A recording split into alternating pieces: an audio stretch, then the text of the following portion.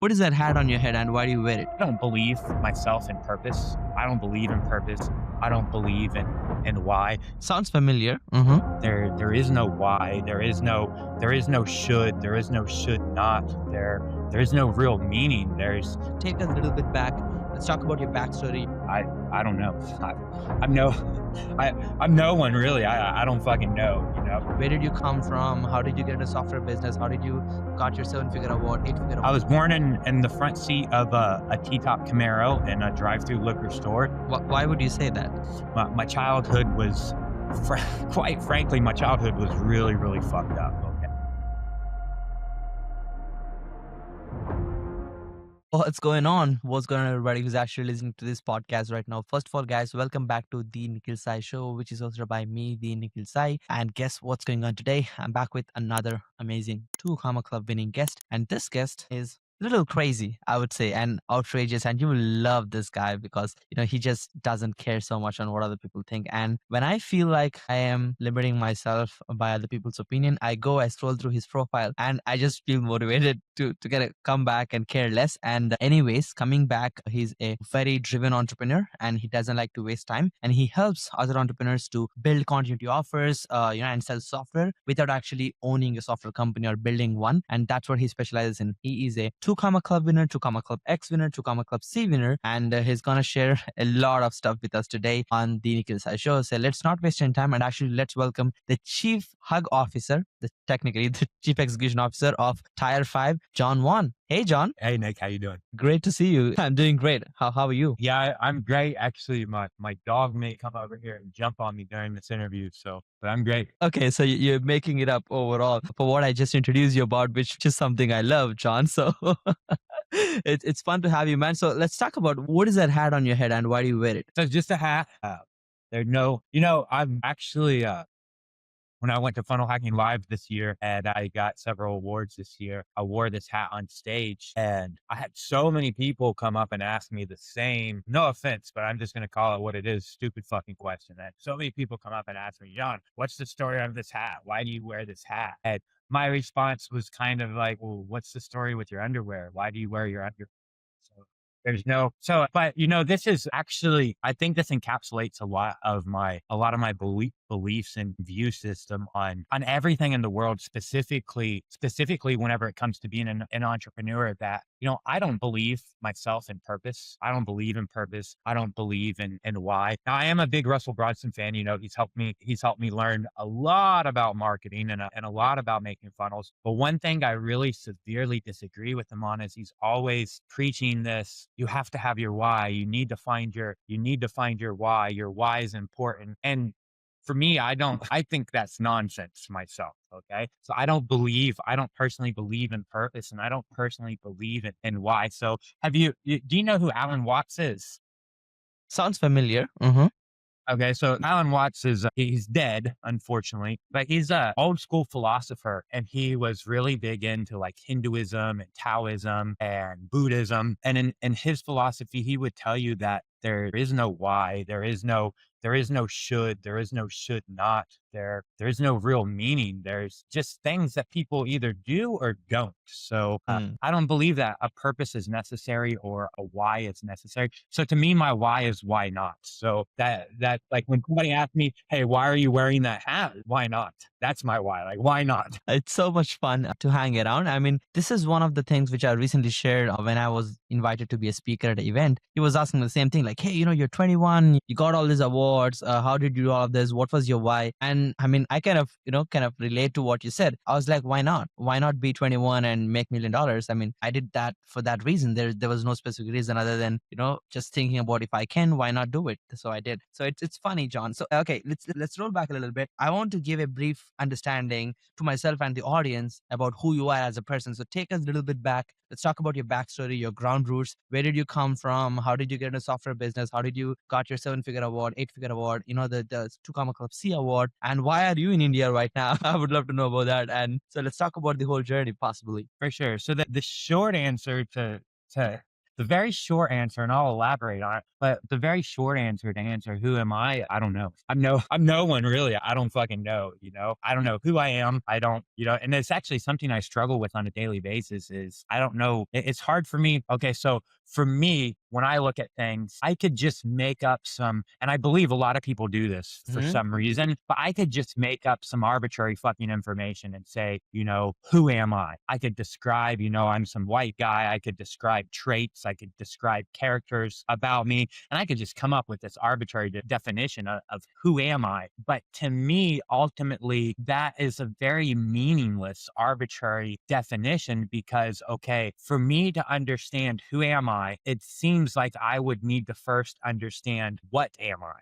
Right now, I could again, at a very high level, I could say, okay, well, I'm a human being. Okay, well, what the fuck does that mean? You know, what does that mean to be a human being? I am this human, I'm this creature with a consciousness that's existing inside. What? Like, what is this reality in this world that I find myself here in with the consciousness observing? Well, I'm not gonna lie, I don't fucking know. I don't have a clue what I don't think anybody does. You know, if we look at some of the smartest minds in the world, they can't tell you, they can give you some thoughts and theories on what they believe reality is, but they will tell you concretely, look, we don't fucking know. Okay. Yeah. So if I don't even know what is this reality and what I exist in, how could I honestly begin to define myself and say, okay, hey, this is who I am? I don't know. I'm no one, I'm nothing, you know, at the end of the day, there's not much difference between me and the screwdriver.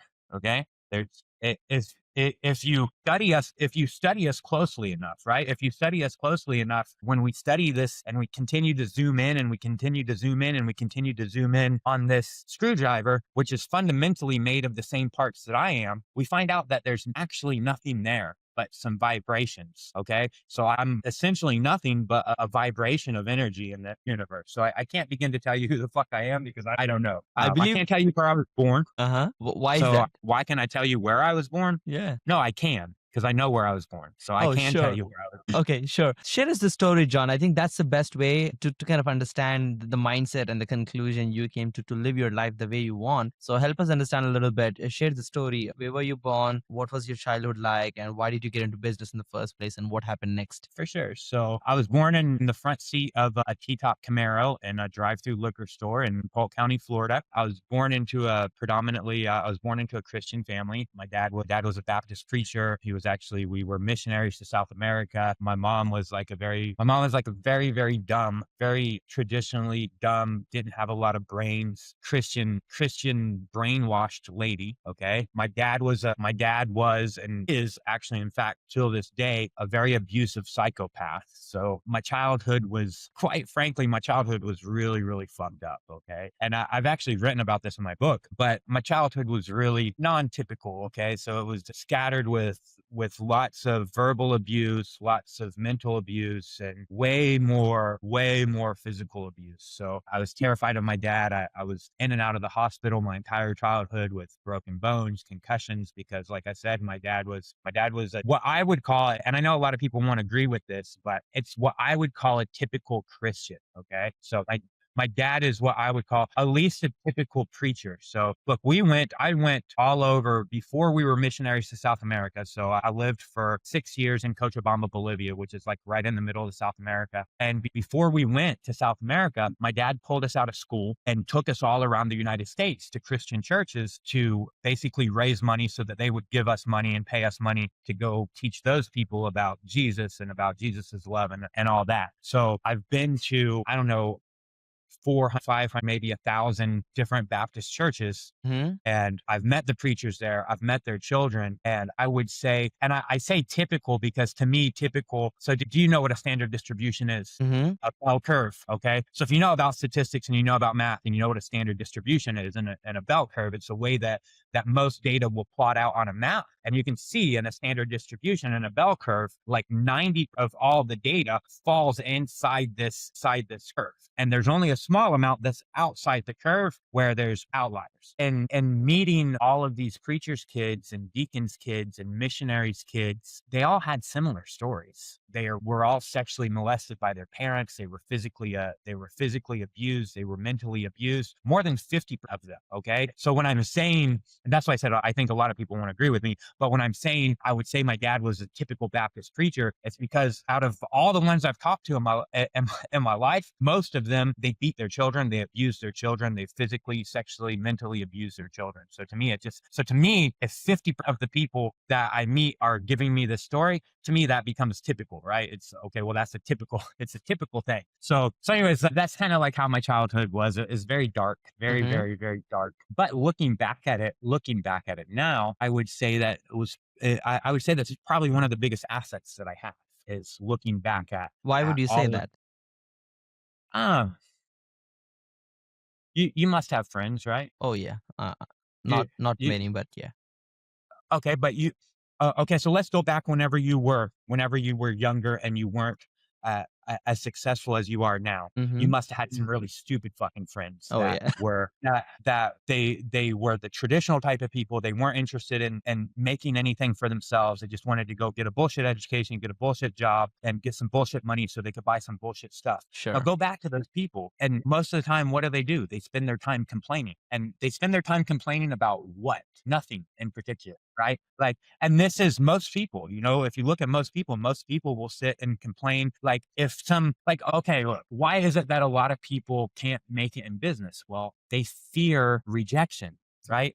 They fear rejection. They fear the hardship. Whenever it comes time and somebody's going to reject them and say, no, I don't want to buy your stuff, then that's like devastating for them. Or whenever it comes down and they have to pay out payroll and they don't have money, it's devastating. It's devastating for them. Or the thought that a lot of people, they never even get started because they think like the fear that goes through their mind is, well, what if I make it and what if I lose everything? Then what Mm. are people going to think of me? All right. Look, I've been homeless. I've lived in a cemetery before. I've literally like slept inside of a cemetery before, homeless. I've been to jail. I've been stuck in jail before. I've been on like a fucking critical condition about to die in a hospital because my dad beat the fuck out of me. So I don't really care if I ask you to buy my thing and you say no. That doesn't bother me, It's like I've been able to realize, and it's not just my tragedies. Okay. When we lived in South America, and I live here, not with you, but I live in India with you, although you're in Goa, right? Oh, I'm in Hyderabad.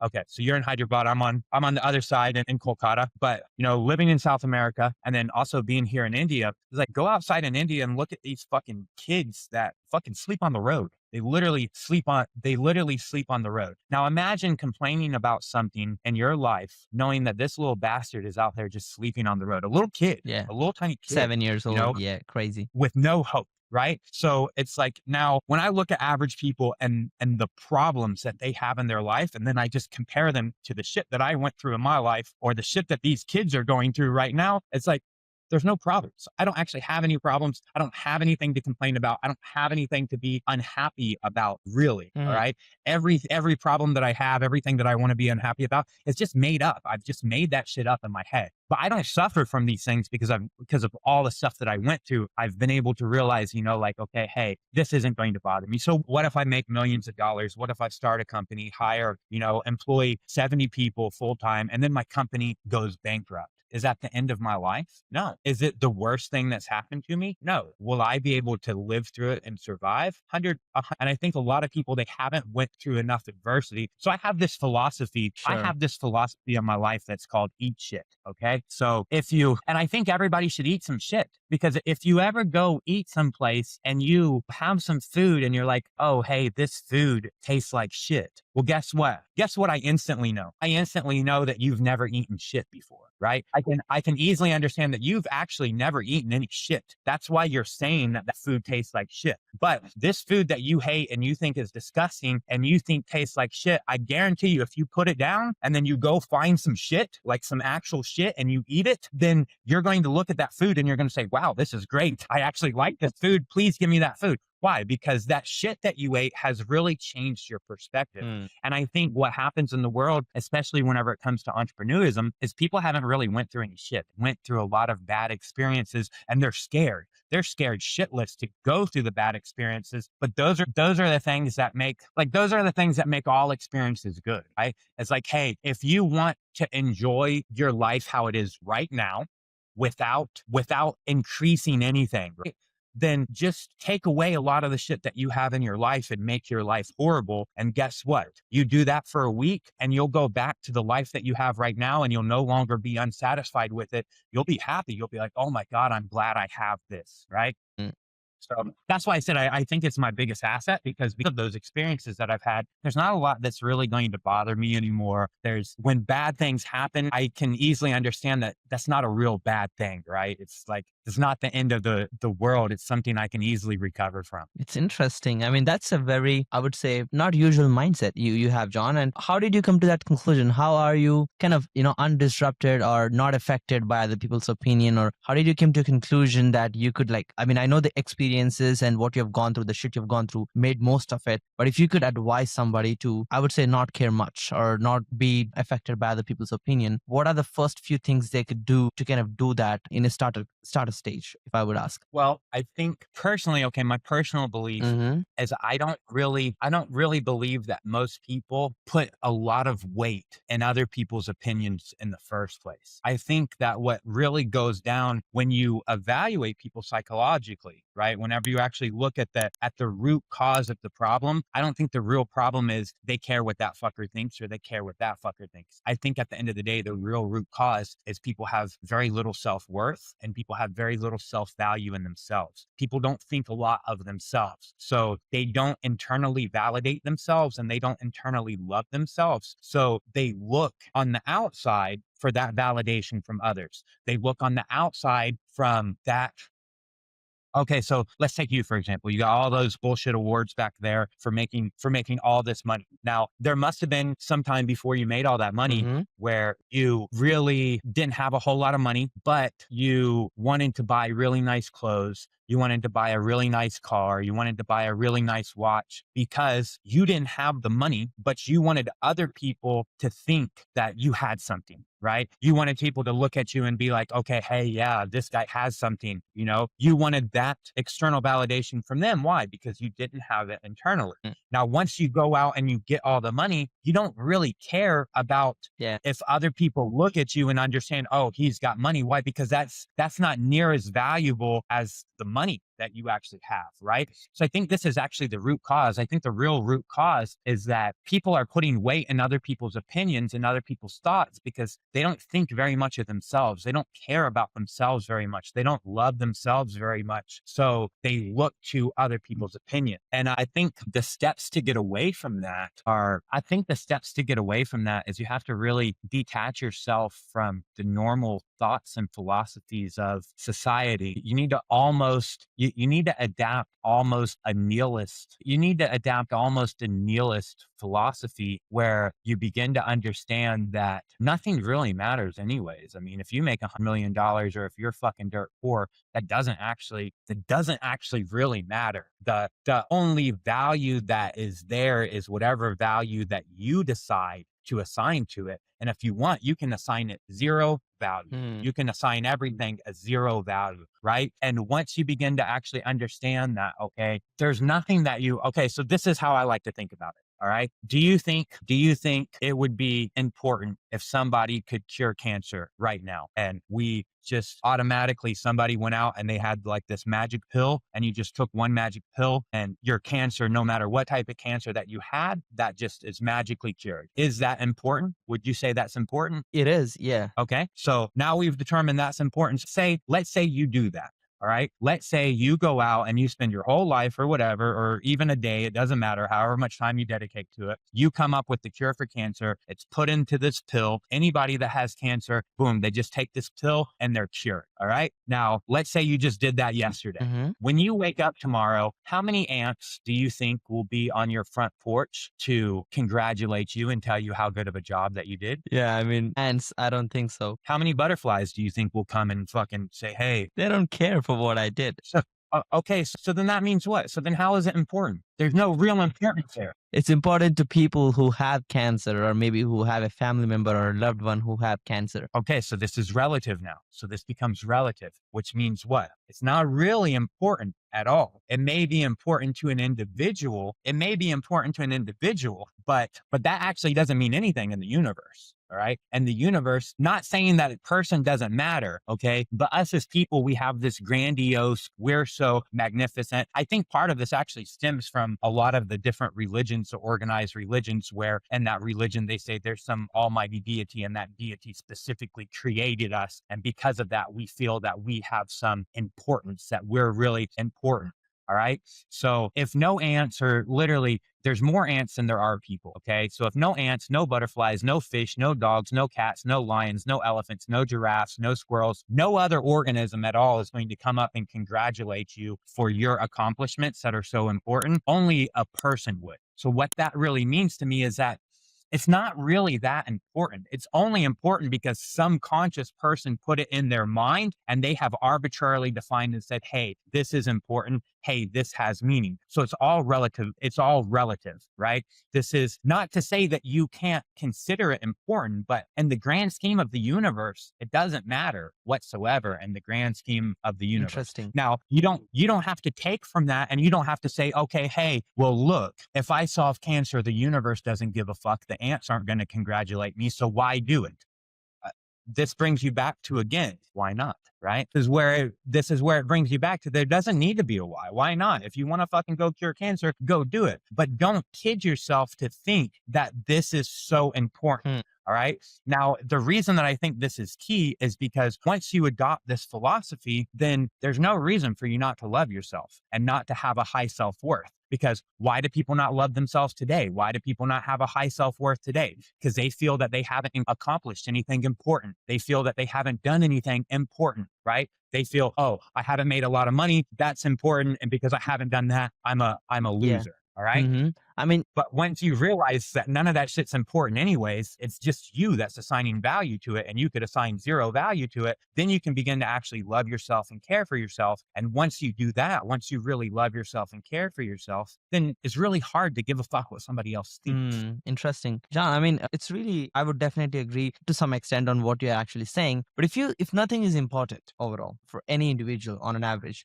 let's look at like the average human being, who is stuck financially. 90% of them, it's just paycheck to paycheck. They could barely make it up. They pay their interest and they're fine for that month kind of situation. If nothing is important to them and they obviously don't have self-worth, that's why they're stuck in that job. They don't like it. They don't enjoy their life and they still do it because society pushes them to be that person because they already created that avatar in front of hundreds of individuals they meet and greet every day. What's important to them then? Like, what is the real truth they need to run after, and how they could create self-worth for themselves to actually become the person they should be, or the why not for them? How could they get there? Well, personally, I don't think that there's a person that anybody should be. I don't believe that there's a person that you should be, or a person that I should Hmm. be, or that there's a person I shouldn't be. There's just the person that I am. For me, there is no, I should be this person, I shouldn't be that person. There's just me and this person that I actually am. But to answer your question, I'm not really sure. I'm not really sure why people don't value themselves, or why they value such Let me arbitrary change the question a things. little bit. How did you start valuing yourself? I mean, you come from a different family background where, you were beaten up badly enough that you don't like your family so much, if I'm not mistaken. And how did you come up to a conclusion that, okay, I need to value myself? And what was the journey like? And how did you do it successfully for yourself? Because I know you might not be able to speak for everyone, but I believe you can speak for yourself. Well, like I said before, I realize that I don't have any real value, and nothing has any real value unless me as a conscious being decides consciously to assign some value there. Okay. So that's all it takes. I don't have any importance. I don't have any value unless, of course, consciously I decide to say, oh, this is important. That has value. And who gets to make those decisions? I Mm, do. I get to consciously say whatever I want. I can consciously say, that's valuable to mm, me. That's not valuable to me. This is important to me. That's important. That's not important to me. And I get to make those decisions anytime I want. I can change them anytime that I want. It's easy to understand how it works in general. Then you understand, okay, when you get up and walk to the bathroom and go pee, how much conscious thought is there? Are you consciously thinking, okay, I need to move this leg. I need to move this leg. not really. No, most of the time you're looking at your phone and it's a subconscious routine. Okay. Your brain naturally does this. Your brain actually naturally takes things and removes them from your conscious into your subconscious. So it becomes robotic. It becomes automatic. And I think a lot of people are really, in reality, most of most of their reality is actually in the subconscious process. And they don't spend a lot of time in the real conscious part of their brain thinking about, like really, really thinking about Hmm. things consciously to think, okay, hey, does this make sense? And I think that's why people don't realize that, hey, look, just because this person said that this is important and I should do this, it means nothing. It means absolutely nothing. And just because today I made this important, that doesn't mean that tomorrow or just like that, the next second, I can decide, hey, it's not important. Right. I don't think a lot of people realize that. I don't think a lot of people realize that, look, you're the one that gets to assign value to everything. You're the one that gets to, in your reality. Right now, outside, and that's why I said it doesn't really matter. Nothing has any real value. Nothing has any real importance. It only does from your individual relative Hmm. consciousness. Outside of your relative consciousness, that value and that importance completely goes away. This is why the ants aren't coming to congratulate you for solving all human problems, okay? Because those problems are only problems relative to human consciousness. They're not problems for the rest of the world, which means they're not real Hmm. problems. They're pseudo problems. They're Made up. quasi problems. But a lot of people don't realize that, hey, look, you get to assign whatever arbitrary value you want to anything. You get to assign whatever arbitrary importance you want to anything, and you can change that anytime that you want. And once people realize that, I think they are able to understand. They're able to love themselves a lot more because they know. I think a lot of people out there have this weight on their shoulder that mom and dad, look, especially in your guys' culture. And your guys' culture, your mom and dad put so much fucking expectations on you, and they have such high expectations. They expect you to do this, they expect you to do that. On top of that, you have all of society that's looking at you, that's judging you, okay? And I think this is where part of the problem comes, because people think, well, my mom expects this, my dad expects this, my friends expect this, my girlfriend wants this, the world's going to judge me based on this. So these things, they must be important. I must accomplish these things, but I haven't done any of this. So I'm not that valuable. I'm not that Hmm. important. Okay. And that's why they have that low self-worth. Well, in my philosophy, even if you do accomplish all that, you're still not that valuable and you're still not that fucking important. You are in your reality and you may be in some other people's minds, but let's get rid of all those people. Now what? Let's change the terms and conditions of society. Okay, let's change the terms and conditions of society to where money no longer matters. Okay, at all. The only thing that matters is how many children that you've had. That's it. That's the Okay, only. I lose. So now, how I valuable are lose. you? You're not Yeah. valuable at all because you ain't had no kids. You bet. Yeah. Okay, John, that's interesting. So, in this type of very detached mindset you have, I mean, I know there's a John in everybody. I mean, I could possibly see that it's a percentage, but you're outrageous. You're a hunt John, which is interesting. Then why build Tire 5? Why build businesses? Why make millions? And what was your choice? And what was your thought process to get into business? And how was the journey? Well, again, it kind of boils down to why not.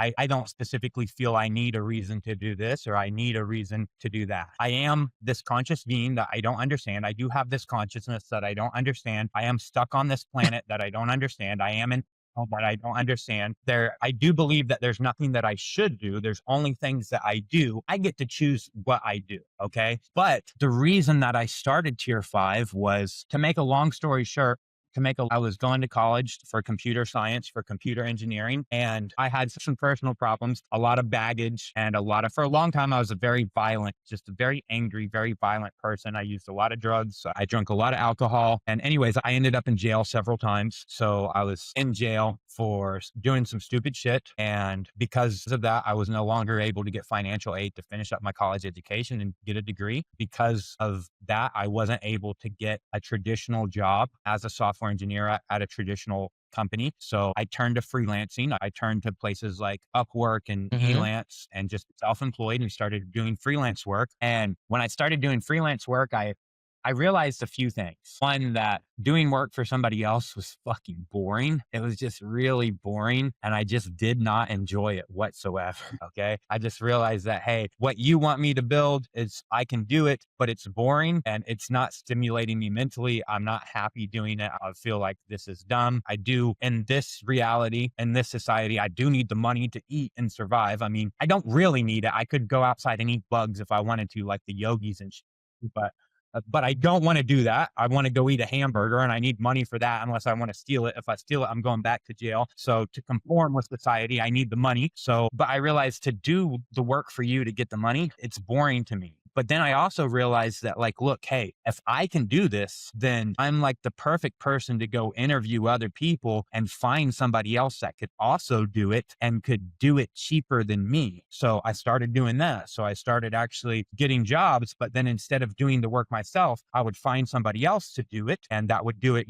Somebody would pay me, let's say $10,000 to do something for them. I would go find somebody who I could easily understand, because again, I could do the work Mm-hmm. myself, right? So I could easily understand, can that person do it? And when I'd find that person, I'd find somebody, okay, they can do it just as good as me, but they'll do it for 50% of the price that I'll do it. So this guy will pay me $10,000 to do it. That person will do it for $5,000. I don't actually have to do anything. So once I learned that, look, I don't actually have to do the work at all. I can just hire somebody else to do the work. I decided, okay, hey, well, I'm just not going to do the work. I'm just not going to do the work anymore. I'm just not going to work anymore. I'm just going to pay other people to do all the Mm-hmm. work for me.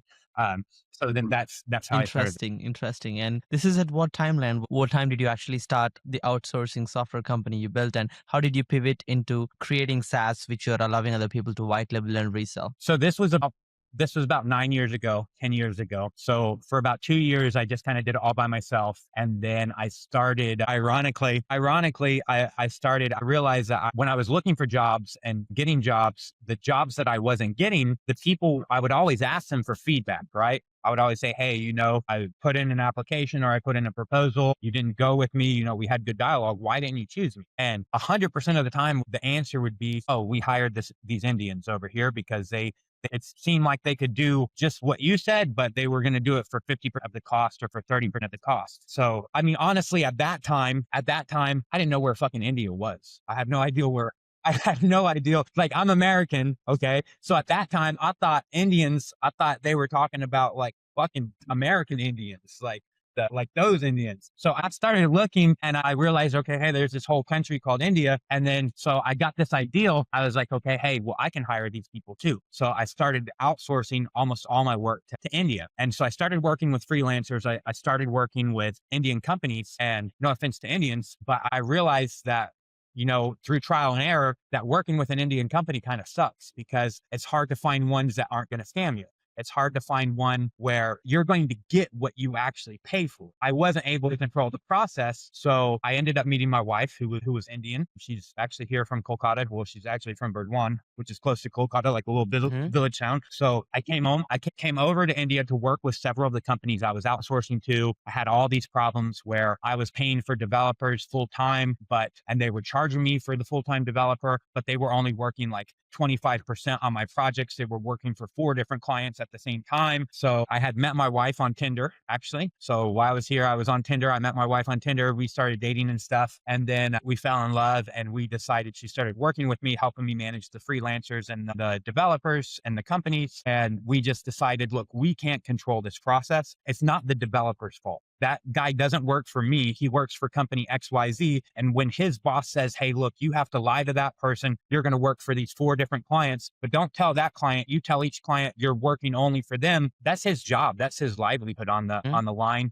If he wants to do the right thing and be honest with me, he can't feed his children. And I realized that I can't really blame him. I can, and I can say, you know what? Jesus said lying is bad. You're going to hell. You need to repent from your sins. I could do that, but I could also be practical, and I can say, hey, look, if it was up to me and it was either put food in my kid's mouth or don't lie to this white guy, which one am I going to do? Well, I'm going to lie to the white guy and I'm going to feed my children. Okay. Regardless of whether it's ethical or not, I'm going to do what I need to do to feed my child. All right. So we decided, hey, look, since we can't control the process, let's just create our own company, hire the developers in-house, then we control everything. We can control the entire process. So we did that. And for about 3 years, so that was now that's 8 years ago that we decided to start our own company. And then for like the first 3-4 years, we were just building software for other people. And what I realized was the service industry is not scalable. And I think a lot of people, and again, this is why I said, I don't think a lot of people really use their brain and have conscious thought. Because if you stop and think about it and you use your brain, think about what you're doing. Okay. You have a paper currency, fiat money, that's not backed by anything, has no real intrinsic value. The government is constantly printing it more and more. The government's constantly just printing more money anytime they want. Okay. It's not a real thing. It's just, there's nothing backing it to give it any value. It's inflationary. So your money, if you have one today or one rupee today and you wait a year or 2 years, it's not as valuable because they keep printing money. Okay. But you only have so much time. You only have so much time. And after you run out of time, you're dead. Okay. So your time is deflationary. Every minute that goes by, you have less time left until you die. It's deflationary. And what we're doing as a service is we're trading our most valuable asset. Like, think about it. If you know you only have 7 days to live and you're going to die in 7 days, and you know that for a fact that in 7 days from right now, you're going to die, how much time will you sell me? No, I How would much of your stop the time will you sell podcast. me? That's the first thing I'm doing. Then I would go back to, fulfill my real dreams. You wouldn't, right? You would stop selling me time but people don't think about this, right? So our time is our most valuable asset that we have, because when we run out of time, we're fucking dead. We don't know what happens after that, but in this life, in this reality, it's over. So we're taking a deflationary asset, the most valuable thing that we have, and we're trading it for what? We're trading it for a fucking fake piece of paper that is constantly losing value. It doesn't make sense. It's not a good business model, actually. Definitely not in the long term. It's not scalable, and it's just completely fucking stupid. And so I realized this. I realized, like, look, and the way that I realized it is because we are actually doing this. We're taking our time, we're selling it for money. Only it's not my time, it's these other people. I buy their time and I sell their time for money. And the people that I'm selling it to, what they're doing is they're building SaaS software. They're building an asset that they just sell to other people. And those people aren't buying somebody's time. They're buying access to a username and password to use that app. And so I started with our clients, I started actually seeing that, okay, hey, look, they've paid me to build the software for them, and I build it for them.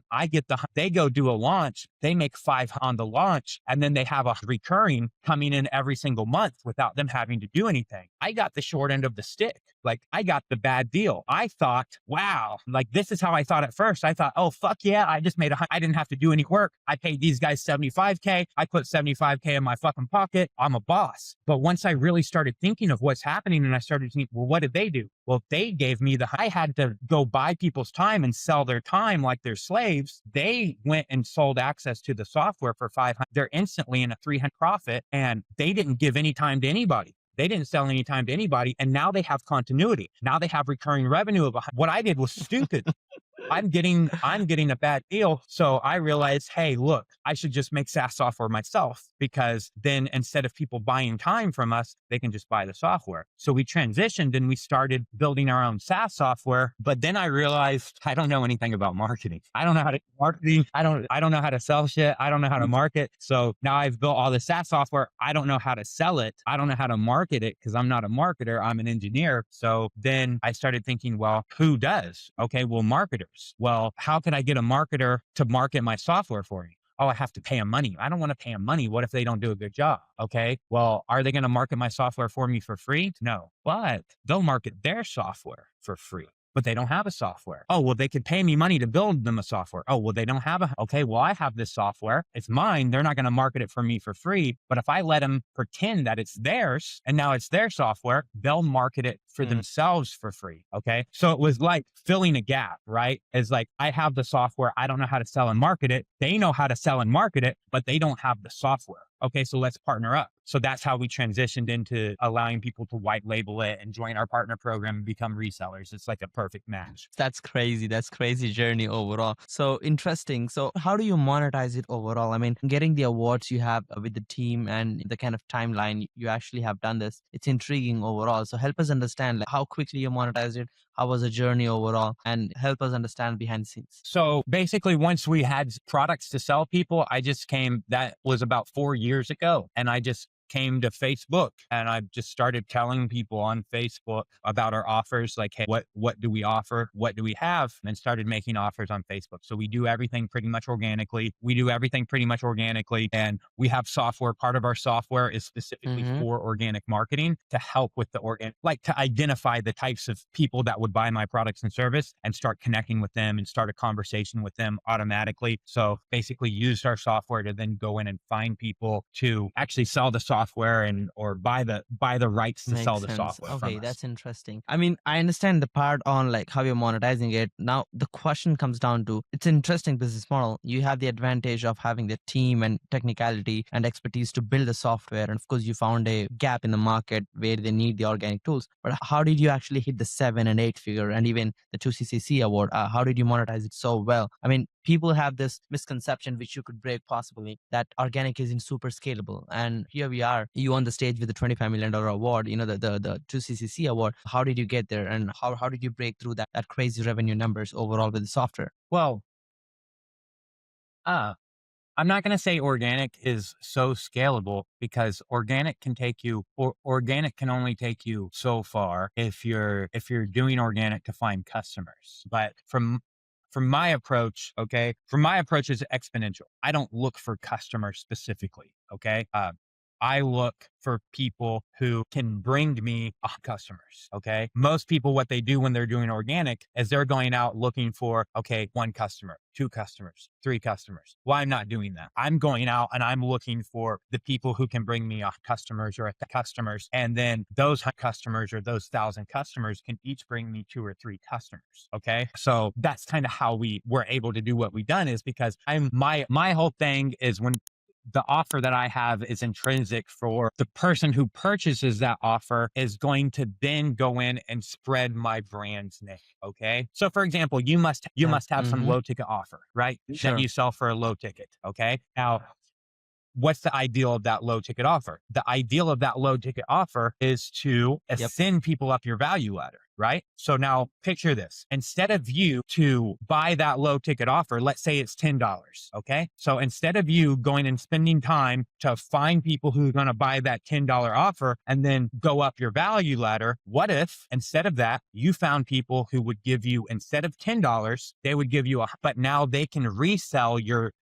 low ticket $10 offer as many times as they want to as many people as they want. Well, now when you get a customer, that customer's paid you 10 times as much as your low ticket customer. So they're already worth more. And what are they incentivized to do? They're incentivized to now go out and sell your $10 product, although they get to keep the money. You're not getting that money, but all they're doing. So now you've got somebody that's paid you money to pull customers for you. So now instead of you going and finding 100 people to buy your low ticket offer for 10 and you make $1,000, right? You go find people that will pay you to resell your low ticket offer. Now you made 10. Now you have people who are bringing people into your low ticket offer every single day for you. So now if they each bring one person into your low ticket offer, now you're getting a new people into your low ticket offer. You're not making money on that, but those people are going right up your value ladder. And that's the approach that I took. Instead of going and looking directly for direct customers, I'm going to go look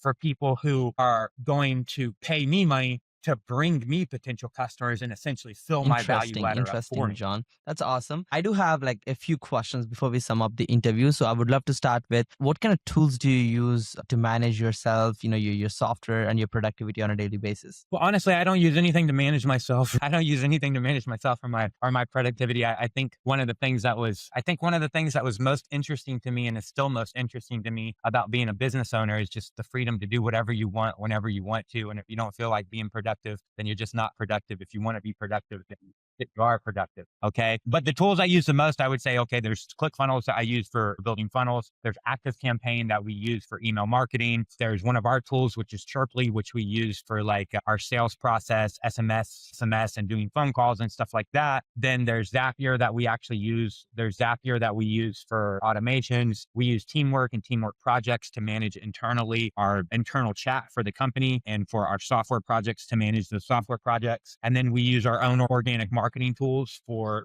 do the outreach and the organic Makes marketing sense. side of I stuff. mean, John, you're I would say freedom individual. How does your daily routine look like? Do you have one, or else if you don't have one, how does your typical day look like? Walk us through your average day. So I don't have a routine per se. Basically, I wake up whenever I wake up. So whenever I wake up, I wake up. I try to, whenever like my eyes open, I try to just say, I don't have an alarm where I get up at a specific time. Like today, I woke up at, I don't know, 1 o'clock probably. No, what, 3 o'clock today on Gita? So like 3 p.m. I woke up today at like 3 p.m. Yesterday, I woke up at like 4 p.m. The day before that, I probably woke up at 1 p.m. So no real time whenever I wake up or go to sleep. So I don't really care about that. But once my eyes do open up, I just try to like wake up at that time. I try to like, okay, I'll just get up instead of going back to bed. Then I basically take a shower.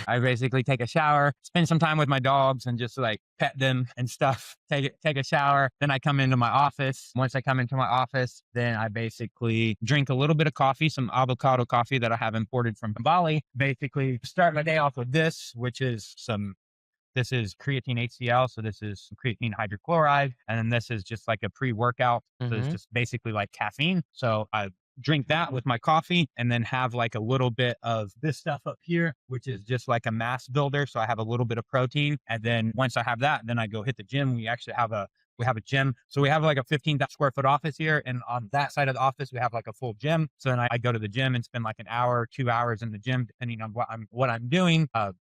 Once I'm done with the gym, then I basically I usually come sit down and smoke a cigarette and then drink my protein. And then I deal with chats. So my job is basically I do the sales and marketing. We don't have a sales and marketing team for our company. It's like I do all the sales and marketing myself. So I post stuff on Facebook, message people on Facebook, go comment on people's stuff for Facebook, maybe build a funnel or write some emails, answer questions that people have in our company chat about software features and functionalities. Go check out what they've built. So just basically have a chunk of my day where it's just like whatever needs to be done. I go do that. I go do the hugging. So go around and hug the people that are working here randomly.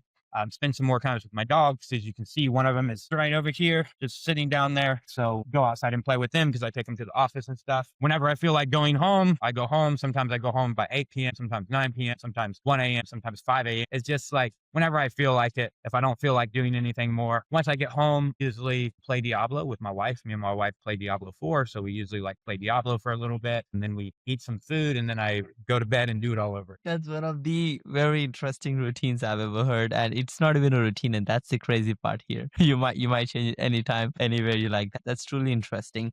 Now, Well, routines I think are valuable if you make them valuable. So if you want a routine, have a routine, but you don't need to have one. You don't have to have one. Again, I don't think anybody needs anything or has to have anything. If you want to have one and it makes you feel more disciplined, go for it. If you don't want to have one, then don't have one. Your success is arbitrary, but if you want to put success equals to have a schedule of I'm going to do this, look, my routine is I may wake up tomorrow and my wife may say, hey, I feel like going to an island. Let's go away for 2 weeks and go scuba diving. And I don't want to be in a place in my life where I say, no, we can't do that. We have to do this. We have to do this. Cause that just seems stupid. I could die next month. I don't fucking know. So for me to actually set these boundaries, I must do this, and this makes doesn't sense. make So, sense John, if to you me. could So go I'm not going back to do and that. give suggestion to 20-year-old yourself or somebody who's just getting started, what would that suggestion be like? I think I would have made myself realize before that all the hardships in lives are where the most valuable lessons are at. And I should embrace them and I should actually search for them instead of,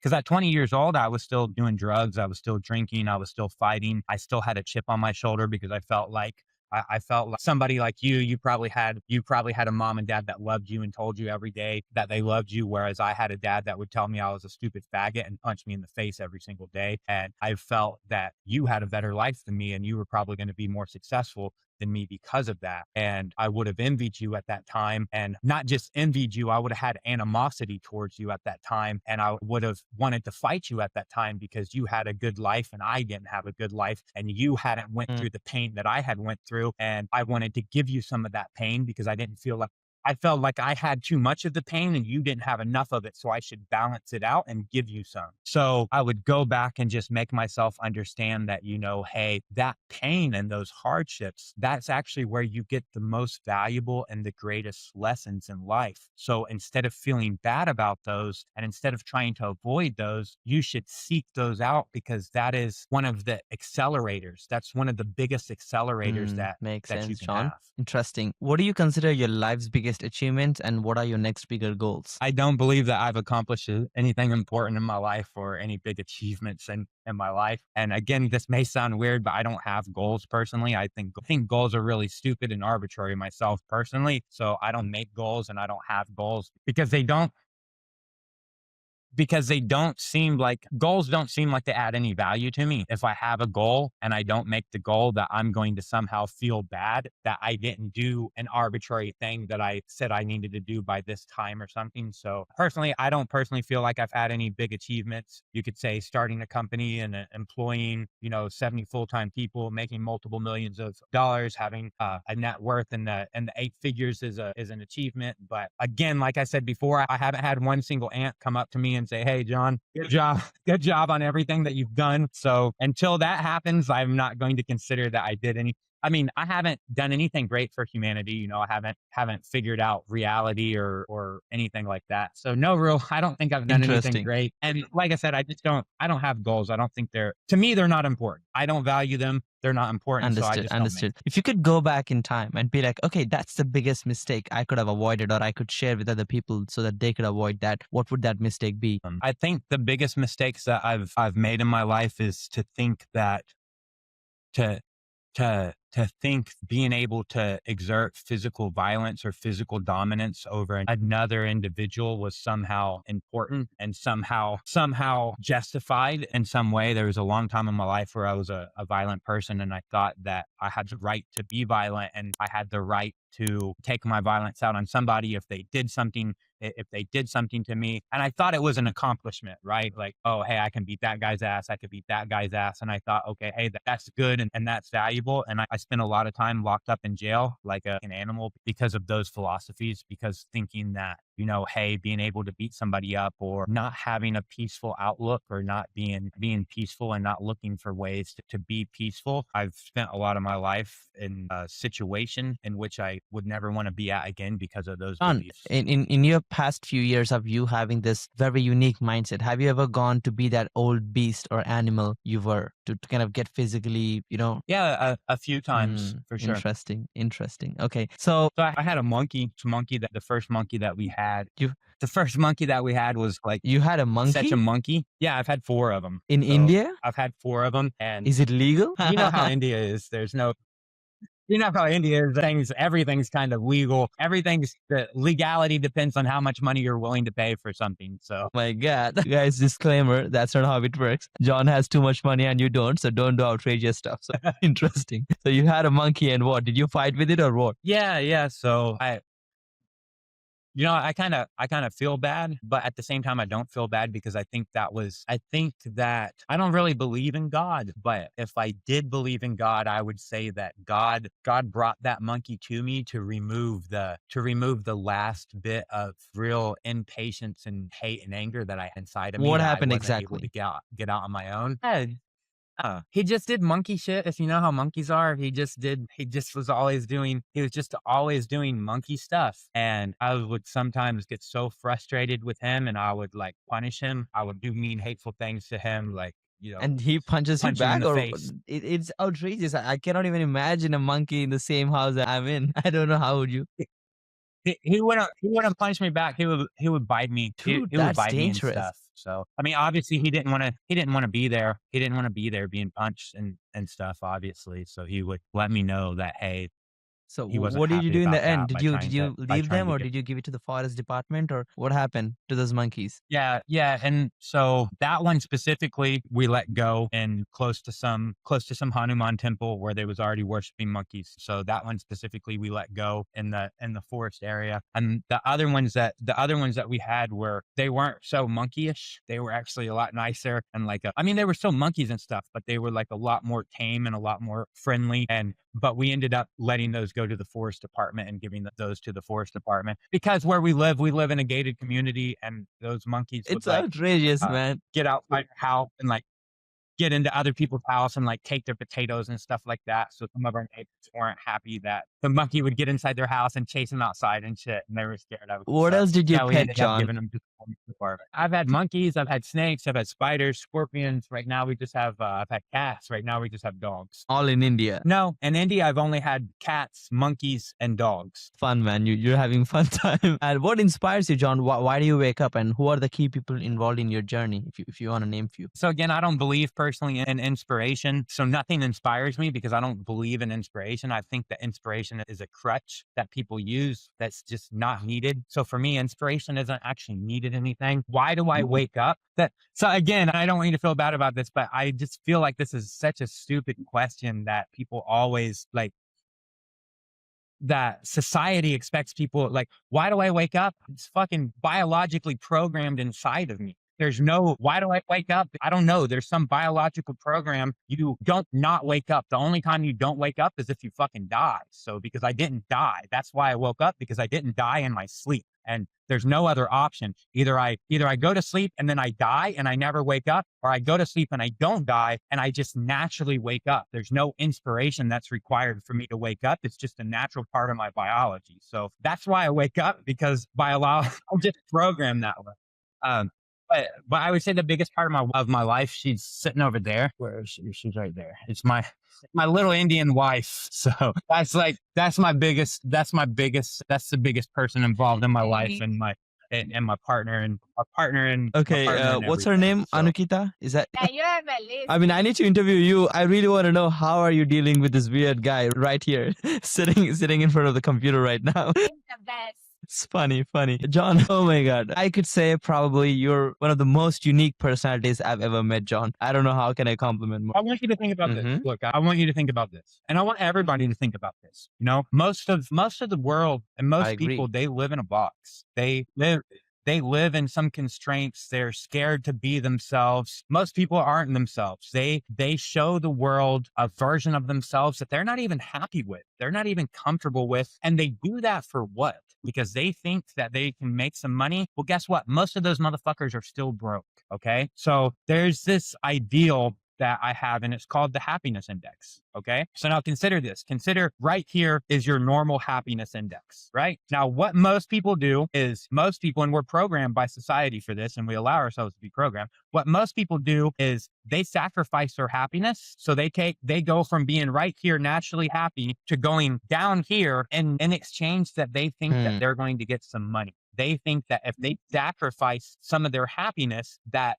they will in turn get compensated. They'll get paid. They'll go get a job. They'll make some money, or, you know, someone will buy their product and service and they'll make some money from that. So they sacrifice their happiness in exchange for money. And they think that somehow they're going to take that money and they're going to turn around and somehow get up here with happiness.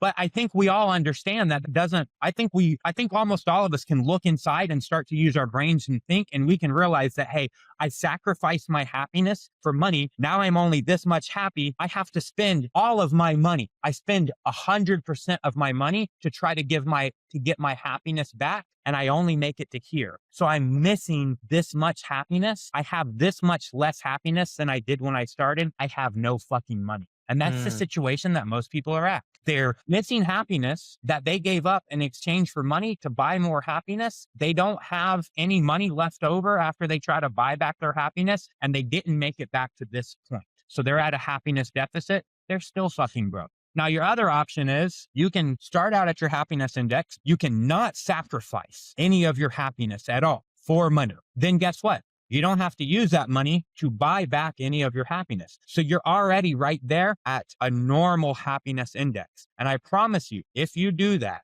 and you find something that you're passionate about, there's a way that you can monetize that. Okay. I literally come on Facebook, like you said. You see what I do on Facebook? I make a shit ton of fucking money.